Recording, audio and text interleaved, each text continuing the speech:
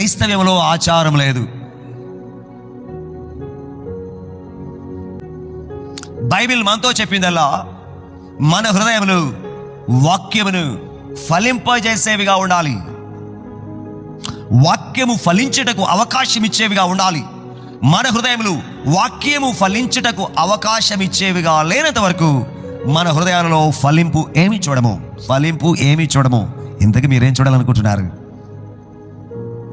ఫలింపు చూడాలి అని అనుకుంటే మీ హృదయాలను మీరు సాగు చేయాలి. మీ హృదయములు త్రోవ ప్రక్కన ఉన్న నేలలాగా ఉండకూడదు. మన హృదయములు రాతి నేల వలె ఉండరాదు. మన హృదయములు ముండ్ల తొప్పలు కలిగిన నేలలాగా ఉండకూడదు.